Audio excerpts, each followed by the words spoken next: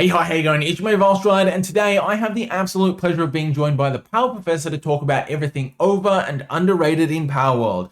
Before we get into it though, I do have a couple of points of housekeeping, and the first is just an apology for the audio quality. I accidentally recorded this entire thing using my headset instead of my usual mic, so it is a little bit lower than usual. I have tried to tweak it to get it to be as good as possible. Hopefully it's not too bad for you. But the second is just a reminder that this is an opinion piece. Nothing that we put on the overrated list today is necessarily bad. It just means we think it's a little bit overrated. But fun is the name of the game at the end of the day. So if you enjoy using any of this stuff, please feel free to continue doing so. We don't want to take that away from you. We just want to talk about the game that we love playing. So that's what this list is all about. I hope you enjoy it. If you do enjoy the content, remember to like, comment, and subscribe. Really helps support the channel a lot. And definitely head over to the Professor's channel as well. I'll leave a link to it in the description down below.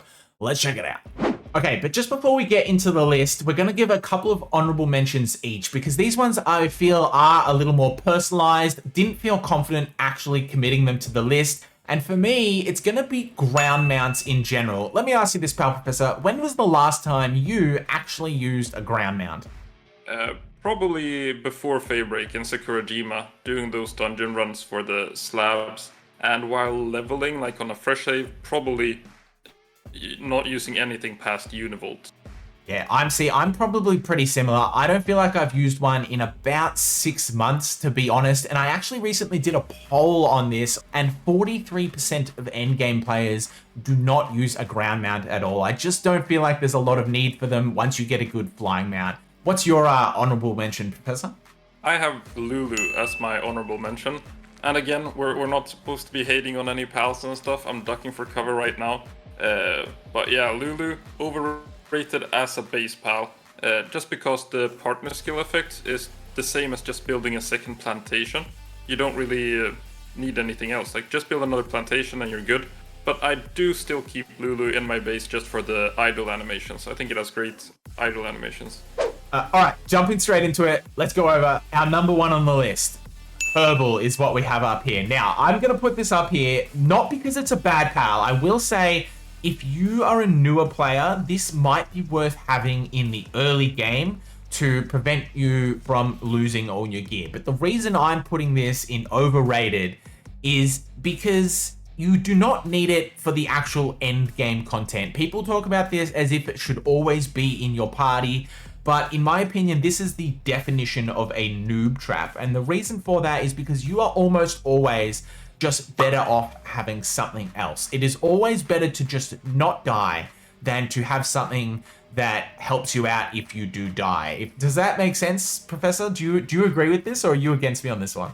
Oh, I didn't even know it did that. Like, I've never died, so it doesn't affect me really. Yeah. But yeah, like, I was pretty happy when you mentioned Herbal as your overrated, because it is by far the worst raid army that I've tried out. Like, spending all that time. I should have done a trial run first, so it's kind of on me, but they just, like, fly away with their very low gravity setting. And, like, as you mentioned, you're better off just bring, like, another Gobfin with the Stronghold Strategist or something in the party. Yeah, I will say, look, it gets points for being adorable. It's one of my favorite designs in the game. You know, everyone should know that we Australians love our marsupials. We got a ton of them. One of our national icons, the kangaroo. So any marsupial is good by me. But as far as just Palworld usage, this one doesn't cut it for me. Moving on, we've got number 2 next, and in this slot, we've got Vampiric. So, Professor, I know you're very particular about this one. Do you want to kick us off here? Yeah, sure, like, it's difficult to put it in the overrated because it is, like, really good. But it's not that good when you have the withdraw button. Like, it's very nice to keep your pal alive during that, like, initial 2 seconds of fighting hard mode Bjorn, maybe. But, like, in raids, in the arena, the healing effect just doesn't really scale that well. Doesn't give your pal that much survivability compared to just, like, throw a diamond body on there instead. But against tower bosses, like, it's very nice to just not have to babysit your pal, but it's more of like a laziness kind of thing. It's not that it's good, it's just very chill to have it on your pals. Yeah, again, another one of those things that you are just like almost strictly better off using something else. It's not that it's useless. You will have situations where it's like convenient for you, but it's just not that powerful. Like you said, you actually get more survivability out of Diamond Body, is my understanding. So in terms of just raw keeping your pal alive, you want Diamond Body instead. And I think what is easily forgotten for a lot of people is that there is opportunity cost with every decision you make. Like, you don't just get Vampiric, you have to sacrifice some other passive, which would do a lot of work for you. So I think it's a little overrated in that regard. Yeah, I've seen some like misunderstandings regarding Vampiric and like damage reduction and defense and things like that, but really all you need to think about is like how much health does the target have in total, and then you just take like 5% of that. So against a raid boss, you got your 15 raid pals, the player is doing damage, you might be switching in another 15 raid pals or whatever. I think the healing effect only turned into like maybe 2000 health gained or something like that. Where if you're like fighting hard mode Bjorn or another hard mode tower boss, it's one pal getting that 5%. Maybe you do half the damage as the player, but then you're still healing like maybe around 7 to 15,000 health. So it's just a lot better versus tower bosses, but that is where you do have that withdraw button. So it's not really necessary anyway. Moving along, at number 3, we've got something a little more broad. This is just going to be perfect pals in general. So I wanted to have this one on here because I need to gripe about people who get really fussy about having or min-maxing their base pals in particular. Now, I know you're interested in a combat pals perspective, so I'll let you get to that in a minute, but let me whinge about perfect base pals first. You might be out there hearing that your Menacing is going to have like 5% more output than your Astagon. And that might be the case. I'm not disputing those numbers, but the point is, in Palworld, all of your materials end up coming to you in excess. You will end up just having too many of every material when you actually start getting end game setups for your base. So really, the extra 5% that you might get from a Menacing or an Incineram that you're not going to get out of your Astagon, and I don't even know if that's true. This is just what I've heard. But that 5% is just going to mean that instead of having a million excess ore sitting in your inventory that you're never going to use, you're going to have 1.05 million excess ore that you're never going to use. So it's just like, don't stress too much, you know? Don't feel like, oh, if you've only got Astagons, that you need to switch them over to the best pals because you're all about optimizing and min-maxing your base in that way. It's just functionally not going to make any difference to you. Use whichever pals you like. We've got work suitability books now, so you can go out there and you can get your favorite small pal, give it level 5 mining, and you're going to be good to go. You're not going to notice the difference. Is this the same for combat pals, Professor? Yeah, in general, like, it's just so much extra work to do perfect pals for very minor gain. But I'm not sure, like, maybe people just want, like, their favorites as perfect pals, so just going on, like, the raid armies where you have to have these, like, 15 pals. Just comparing, like, a 2-star pal to a 4-star pal. If you do make a raid army with 2-star pals, it's, like, 300 hatches or something compared to, like, 1,800 for 4-star. So it's just a lot more work going for 4-star, and the stat gain is pretty minor. It's only 5% stats like per star for combat, so it's a couple of like more than 1,000 extra hatches for 10% more stats, which isn't like, it's not that important. You might as well just add one more pal to the raid army or something in that case. And then on IVs as well, like the random, if you perfectly randomize IVs, you'll have like 50, 50, 50 if you don't care about them at all.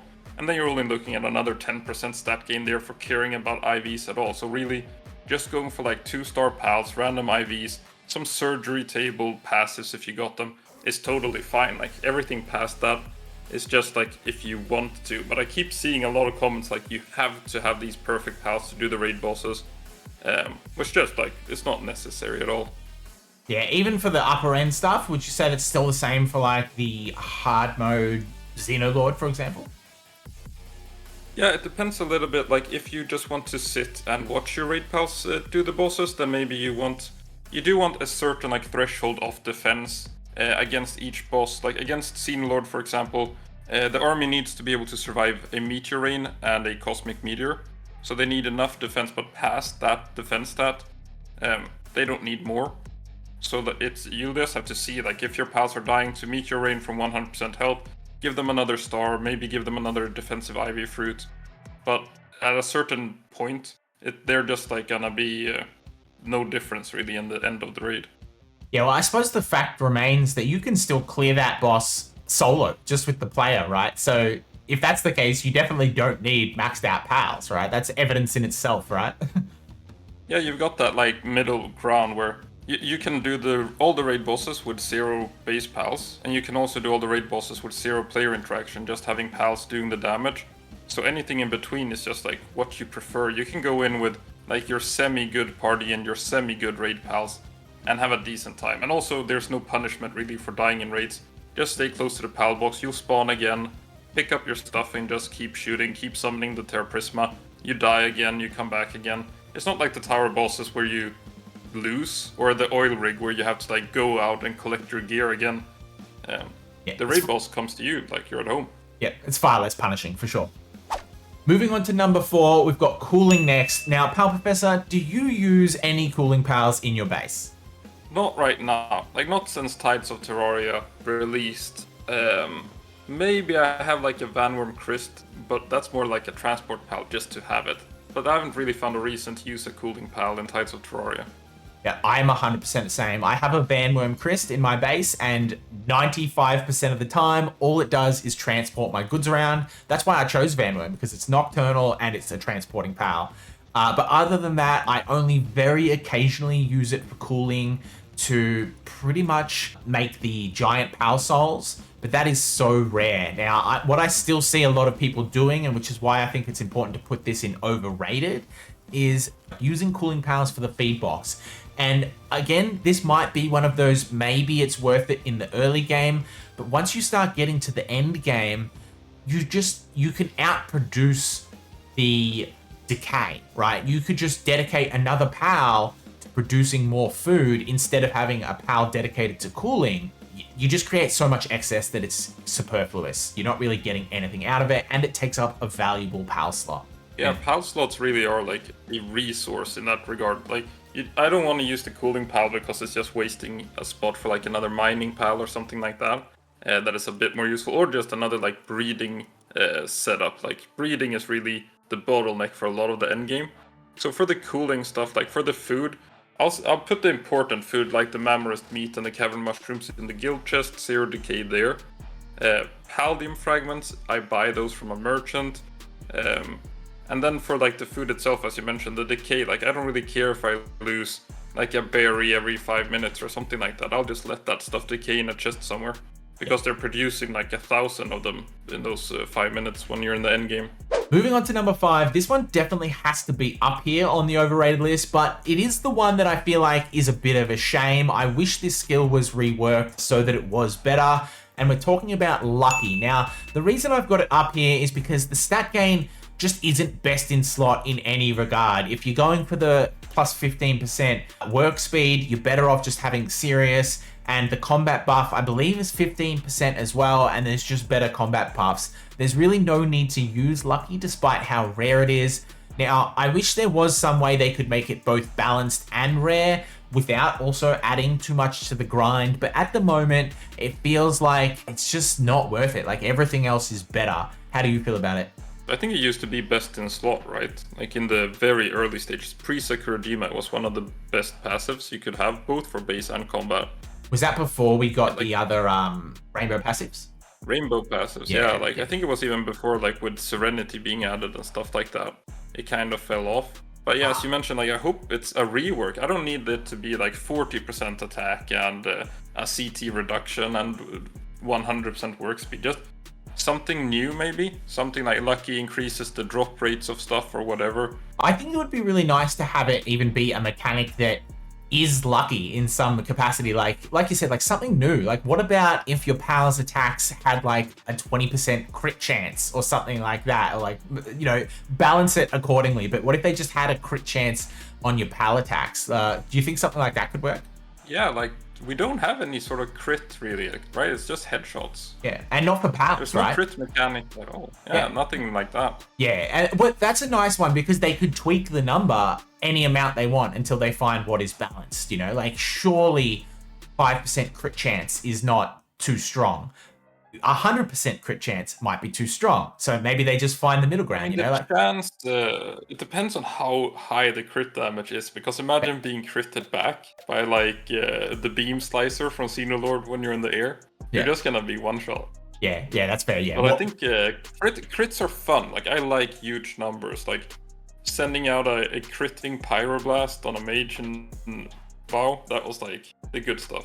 Moving over to the underrated pals now, we've also got a couple of special mentions here, and for me, it's going to be Frostplume. I'm not committed to putting this one on the list because it is a little personal preference, but I do feel like this pal still hasn't been fully explored. I feel like there's a lot of opportunity there for it to get better down the track once we start getting more weapons, and it is at least comparable to a good combat pal like Yormantide or something like that, at least when I did some testing against a few tower bosses. So I think this one needs to be explored more. That's my honorable mention. What have you got for us, Professor? I had Susaku Aqua just for this like saddle effect. It's like a budget Celine now that we have the Hydro Slicer, Wall Splash, and the Hydro Laser buff. So it's rare that an element has 3 very strong skills. Water is one of those elements. And just the saddle effects on top of that. So Susaku Aqua doubles your damage when mounted. So I think it's just a really high potential. But I also do want to mention Lulu again as underrated, but this time for combat. Just because it learns Holy Burst naturally at a pretty low level. It's just surprisingly strong when you bring 5 Lulu to Marcus fights. Moving on to number 1 in the underrated slot though, we've got B-Guard up first. Now this one is undisputable in my opinion. This pal does not get any love. It goes under the radar. No one is talking about it. It's not glorious. And yet, despite that, every single player, once they start getting their endgame pals together, they start doing their breeding, they all need one. Everyone needs a bead guard. Everyone needs honey to make the eggs. It's one of the most fundamental mechanics in the game. And yet, no one gives B-Guard any love. Do you think B-Guard deserves to be up here, Pal Professor? Yeah, definitely. And also, like, as a combat pal, because the whole like Elizabeth combo is actually surprisingly strong. Since it doesn't do the huge kind of DPS maybe that some other pals will do, but the fact that it gets this chunk of defense bonus as well, and then you can just send out the bees. They can use Implode or Be Quiet or Megaton Implode, whatever you want it to do. Then they'll just keep on buffing the Elizabeth. So you can do quite a lot of variety builds with it as well, just as a combat pal. And then it is that fundamental pillar for all the breeding you're gonna do in the game as well.